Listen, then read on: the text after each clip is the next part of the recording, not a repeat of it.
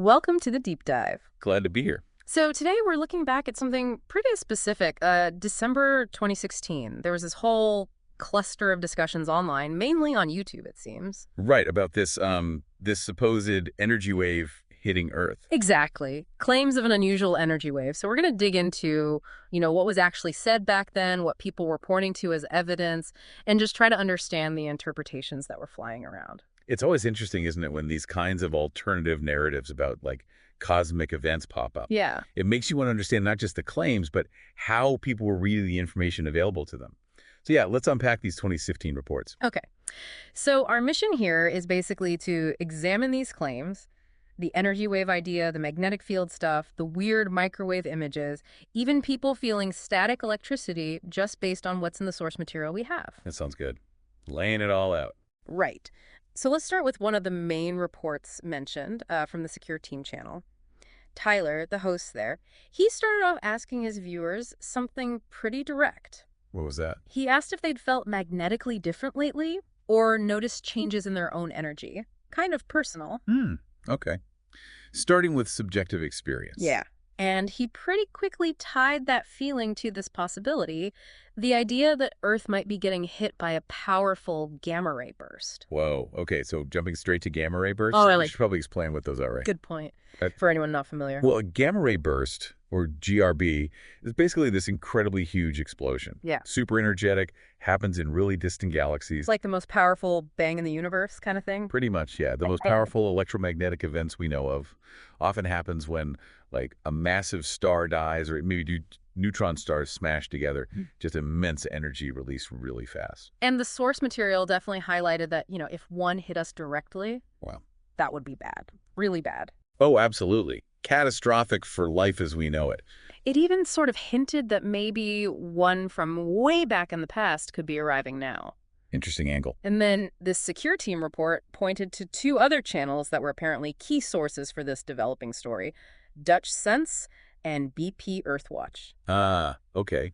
Those names come up a lot in certain circles, monitoring space weather, earthquakes, that kind of thing. Right. So what does it tell us that these were the channels being cited? Well, it shows how these online spaces, these channels, they often become go-to sources for people looking for information, maybe interpretations that they don't feel they're getting from, say, mainstream news, especially for these kinds of less conventional topics. It's alternative information streams, like you said. Exactly. They provide a platform for independent analysis, Yeah. sometimes using publicly available data, but interpreting it, well, differently. Okay, so let's shift to BP Earthwatch then. Their claim was pretty specific, detecting a massive wave of energy predicted to hit Earth around December 26th or 27th, 2016. Okay, a specific date window. And how do they say they detected it? They talked about observing Earth's magnetic field and the solar wind using NASA tools, standard Yeah. stuff, right? Yeah, tools like SDO, SOA, ACE. They monitor the sun and the solar wind constantly. But the observation they focused on was apparently this abrupt reversal of the magnetopause.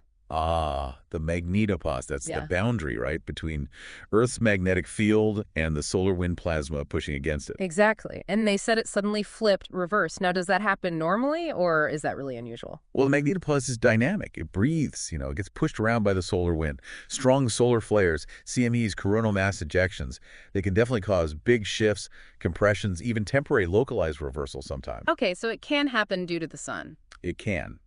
So seeing an abrupt reversal is noteworthy, yeah, but attributing it automatically to some unknown energy wave from outside the solar system, that's a big leap. You'd need to rule out the sun first, usually. Right. But BP Earthwatch, according to our source, did make that leap. They suggested this wasn't solar, but a massive energy wave from interstellar space. And they even claimed it was first detected back in October 2016.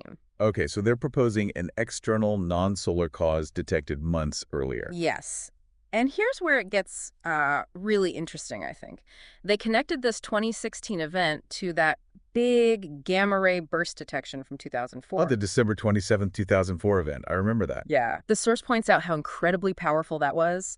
Brightest thing ever detected beyond our solar system. It apparently even bounced off the moon, lit up our upper atmosphere for a bit. It was huge. Came from a magnetar flare, SGR 180620. if I recall.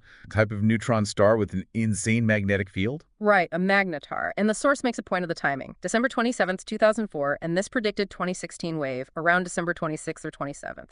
12 years apart, almost exactly. That temporal coincidence is striking. It's the kind of pattern that definitely fuels speculation, right? About Yeah. cycles or alignments or something recurring. And they also mentioned the timing with the 2004 Indian Ocean earthquake and tsunami, didn't they? They did. The earthquake happened on December 26, 2004. The GRB was detected the next day.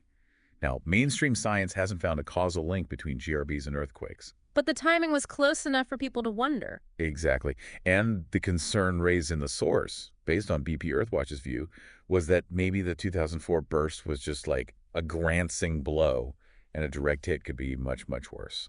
Okay, so that's the BP Earthwatch angle. Now, Dutch Sense. Their report was slightly different. They talked about detecting a large wave of energy from an unknown source hitting Earth a bit earlier, around December 18th, 19th, 2016. A different date range. What were they using? This is where it gets really unusual, I think. They used something called MIMIC TPW, Morphed Integrated Microwave Imagery. Mimic. Okay, I know Mimic. It uses microwave data from weather satellites. Right, so microwaves. Okay. Normally we think weather, right? Rain, storms. Exactly. It primarily shows water vapor, precipitation structure, and storm systems. It tracks moisture in the atmosphere. It's a meteorological tool. Definitely not designed for detecting cosmic energy waves, you'd assume. Not its intended purpose, no. Yet Dutch Sense reported seeing this huge, swirling, S-shaped wave of energy appearing right on this microwave imagery, covering a massive area. An S-shape on microwave weather imagery. That is unusual. And they were apparently very insistent. This wasn't normal weather. It wasn't just a glitch in the system. Okay. So they were confident in their interpretation. Yeah, the source quotes them saying this energy wave hitting the whole planet was unintentionally detected, and the energy return was like going off the scales, Right. way beyond even big X-class solar flares. Wow. Claiming it surpassed X flares based on microwave weather data, that's a bold interpretation. Because the energy scales and detection methods are completely different. It seems like a huge leap. How did they explain it? Well, the source mentions this analogy they used, like static electricity, but on a cosmic scale. Static electricity. Yeah, the idea being maybe Earth's atmosphere absorbed this energy and it could somehow, like, zap the Earth's core. And that could lead to, what, more earthquakes, volcanoes. That was the suggested link, yeah. A mechanism, however speculative, connecting this supposed energy wave to geological activity via an atmospheric static charge buildup.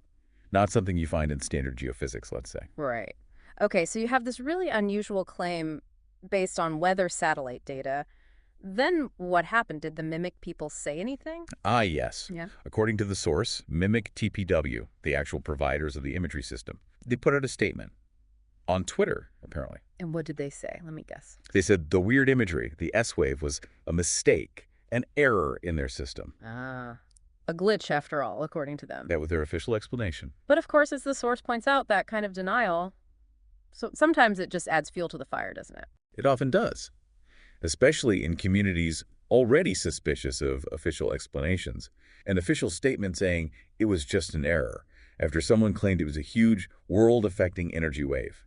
Well, you can see how that would lead to talk of a cover-up. Yeah, they would say that, wouldn't they? Kind of thing. Precisely. It feeds into that narrative of hidden knowledge or suppressed truths. Okay, so beyond the data interpretations, the magnetic fields, the microwaves, the source material also talks quite a bit about anecdotal evidence, personal experiences. Right, the subjective side again. There were apparently reports of people just feeling off or weirdly energized, or, and this one comes up a lot, getting more static electricity shocks than usual.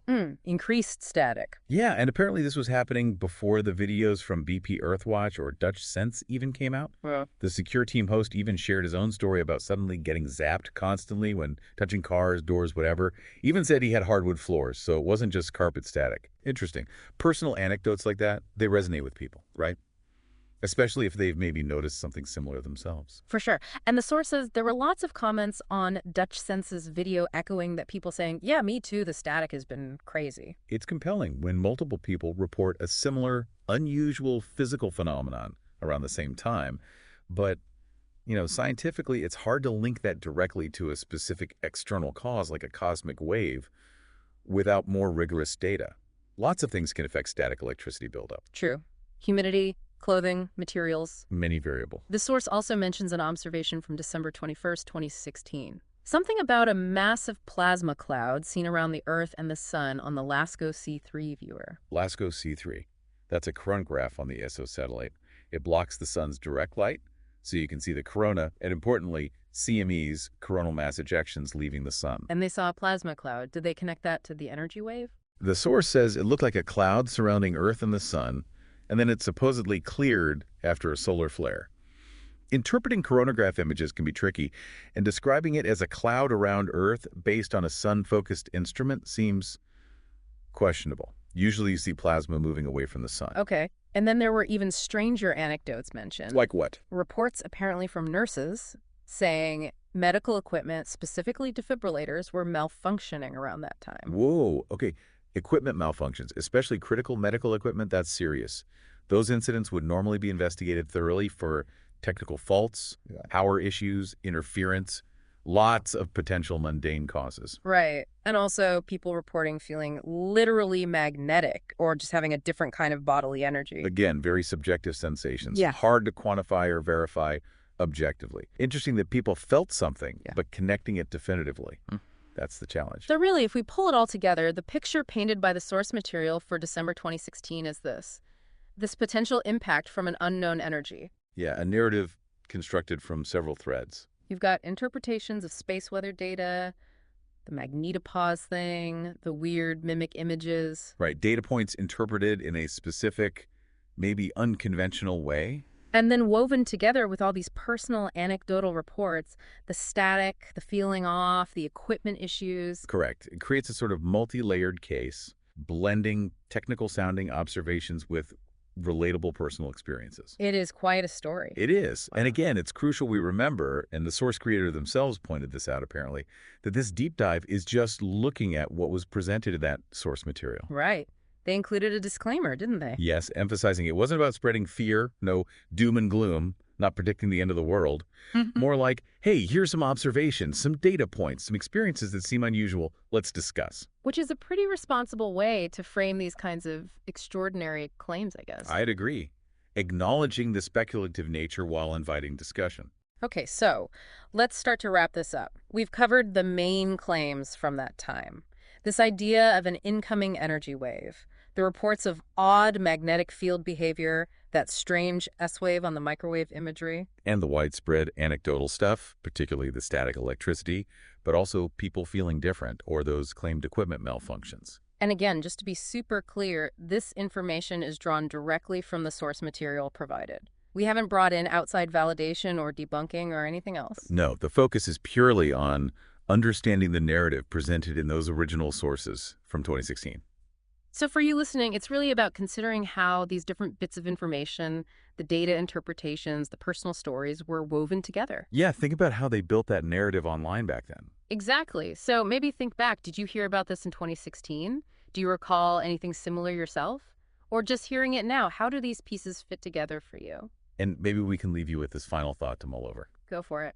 Given all these claims we discussed, the data interpretations, the anecdotes, regardless of how you personally weigh that evidence, what would be the implications? I mean, hypothetically, if our planet was interacting with unexpected energy from deep space, energy we don't fully understand or usually account for, what might that mean, big picture?